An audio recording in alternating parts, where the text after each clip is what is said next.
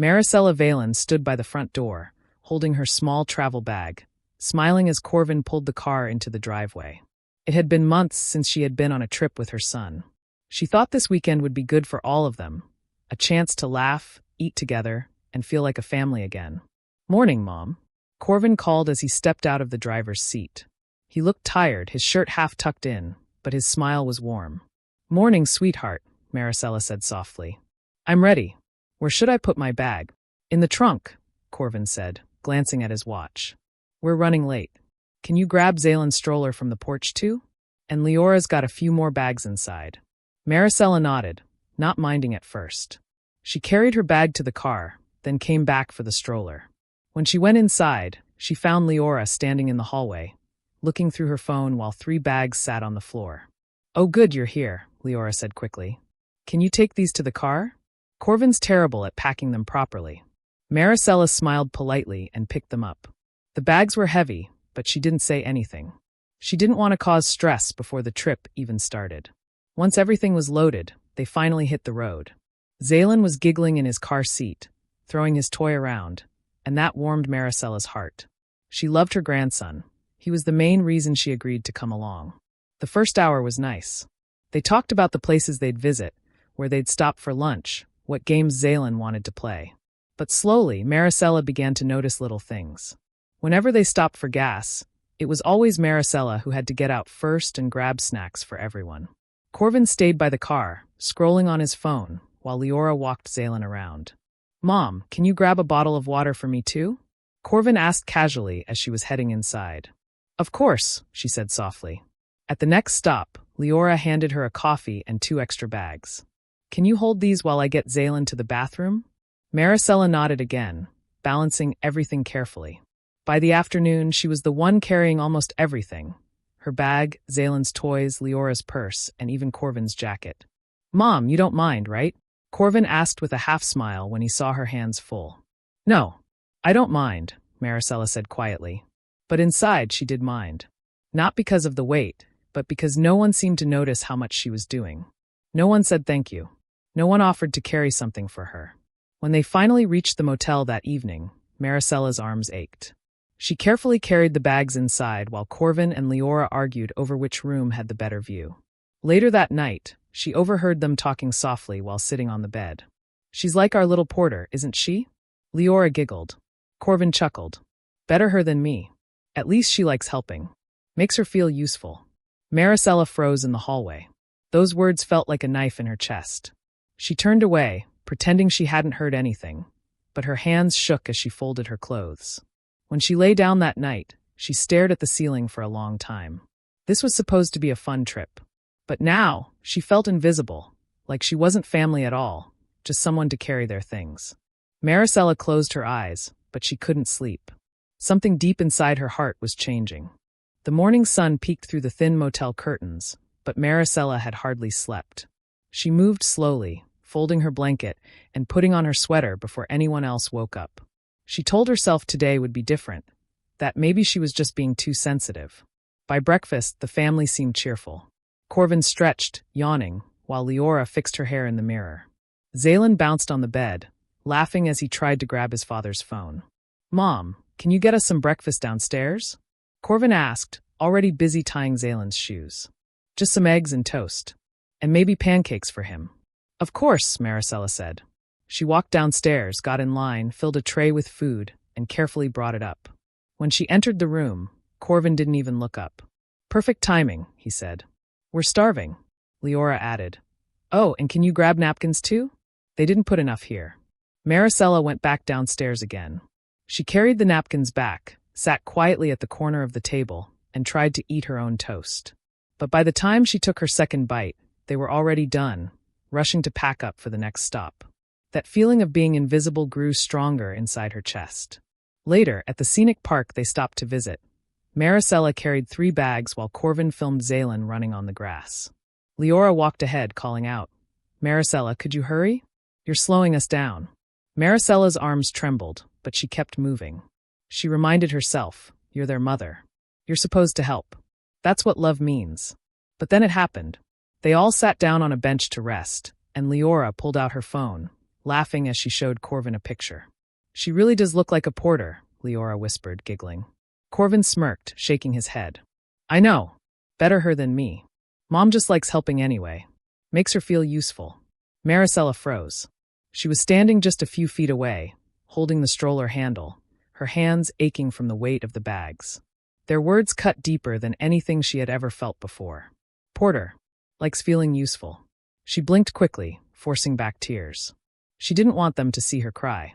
She turned away, pretending to adjust Zaylen's toy, but her heart was pounding so loudly she could barely hear their voices anymore. That night, they stopped at a small roadside diner. The place smelled of coffee and fried food. Corvin slid into a booth with Leora and Zaylen, leaving Maricela to sit at the edge. Mom, order for us too, will you?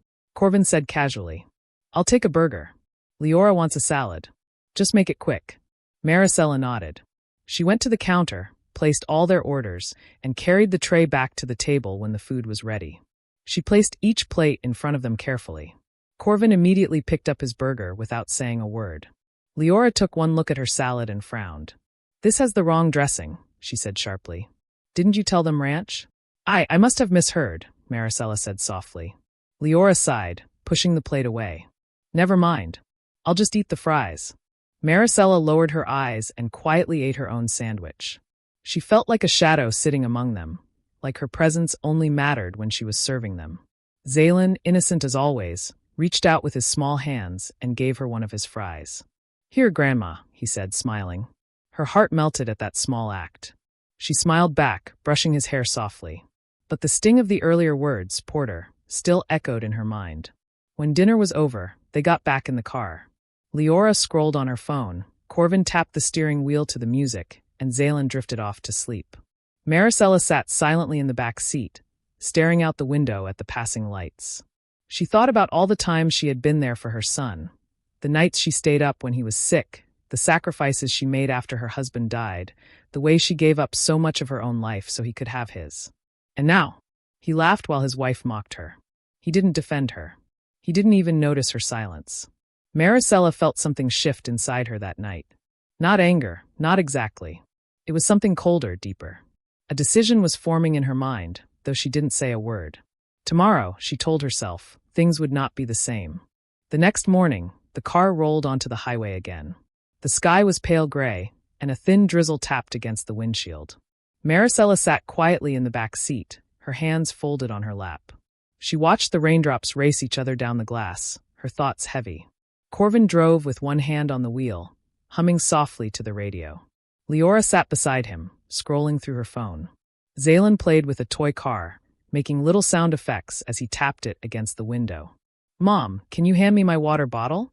Corvin asked suddenly, glancing at the back seat. Maricela reached down and picked up the bottle from the floor. She handed it forward. Thanks, he said quickly, eyes back on the road. No smile. No warmth. Just automatic words. They drove for another hour before Corvin pulled into a busy highway rest stop.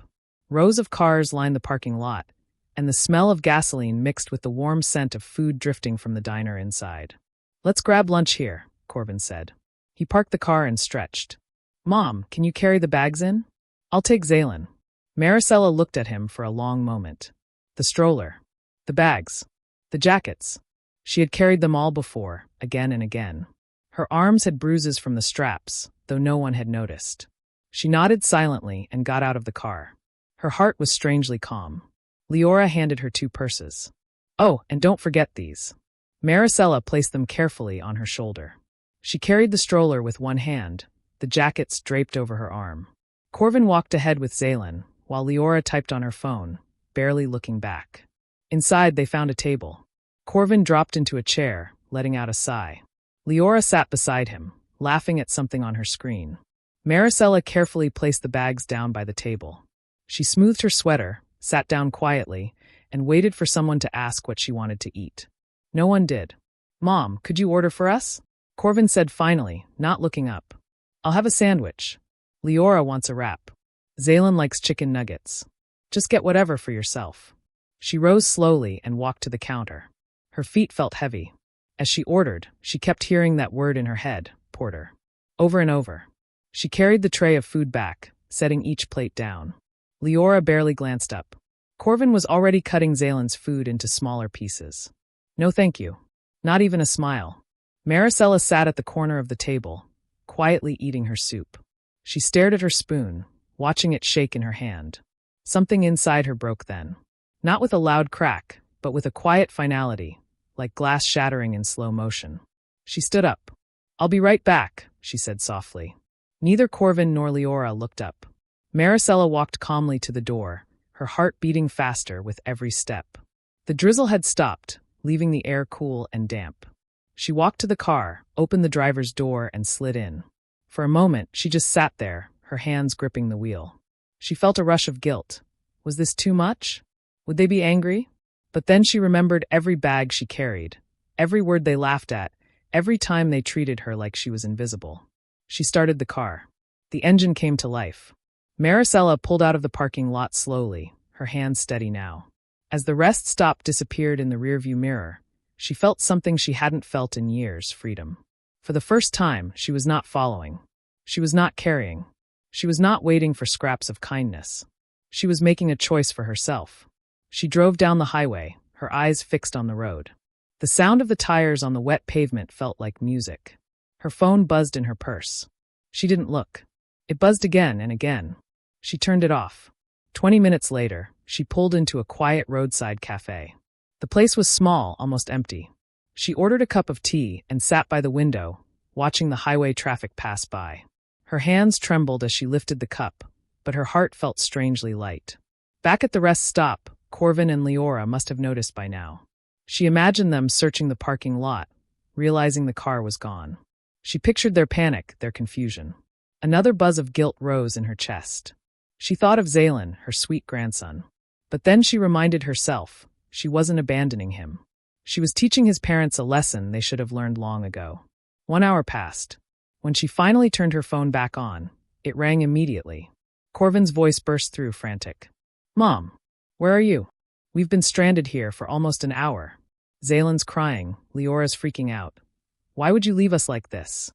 Maricela took a slow sip of her tea. "I'm having some time for myself," she said calmly. "You always tell me I need to take care of myself. So that's what I'm doing." There was silence on the line. Only Zalen's cries could be heard faintly in the background. Then Corvin spoke again, his voice shaking. "Please come back." Maricela looked out the window at the road stretching endlessly before her. She let the silence hang for a long moment before answering. "I'll think about it." And she hung up. Maricela sat in the quiet cafe, her teacup warm in her hands. Outside the window, cars rushed past on the wet highway, but inside everything felt still. For the first time in years, she wasn't rushing to please anyone. She wasn't carrying anyone's weight but her own. She breathed deeply, her chest rising with a calm she hadn't felt in a long time. Her phone buzzed again. Another call from Corvin. She let it ring. Then a message came, "Mom, please. We're sorry. Just come back. Zalen won't stop crying." Maricela stared at the words. She imagined little Zalen's face, tears rolling down his cheeks, his small arms reaching out for comfort. That thought made her heart ache. She loved him more than anything. She took one last sip of her tea, stood up, and walked back to the car.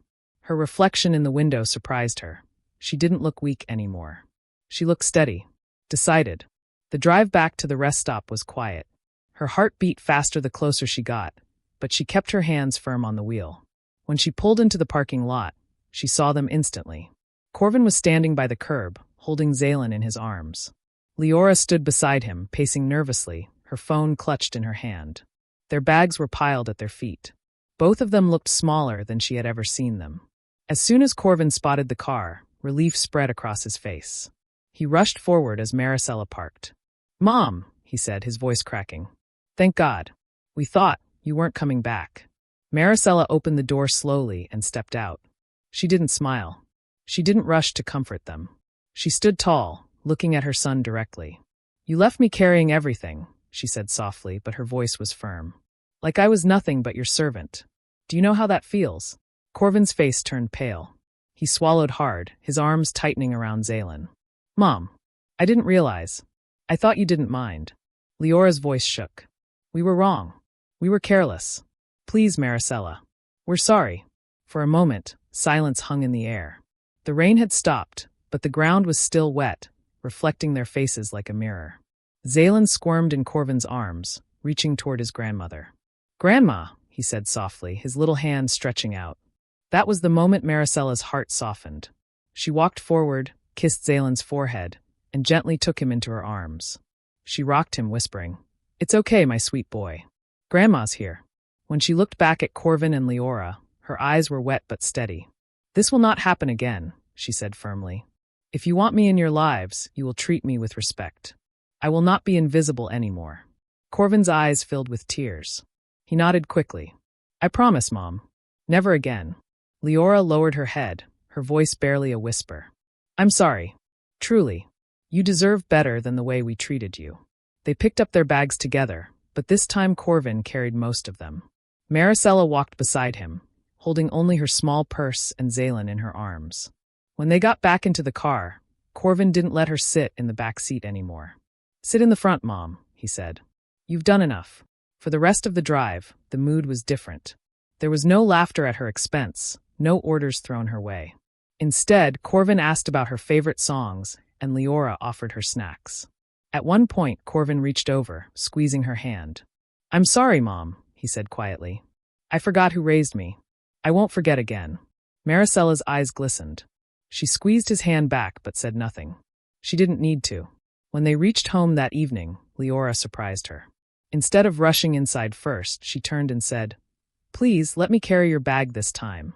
She took it gently from Maricella's hand, her face serious. Inside, Corvin made tea for his mother. Leora set the table. Maricela sat down, her heart heavy, but also lighter than it had been in years. She realized something powerful that night. Sometimes silence is strength, but sometimes you must act to make people see your worth. Zaylin climbed into her lap, resting his head against her chest. "I love you, Grandma," he whispered sleepily. Maricela closed her eyes, hugging him close. This was why she had come back. Not for Corvin, not for Leora, but for this little boy who needed her love. And now, maybe, Corvin and Leora finally understood the truth. Without her, they were lost. With her, they had a family. As the evening settled, Maricela smiled quietly to herself. She had taught them a lesson they would never forget.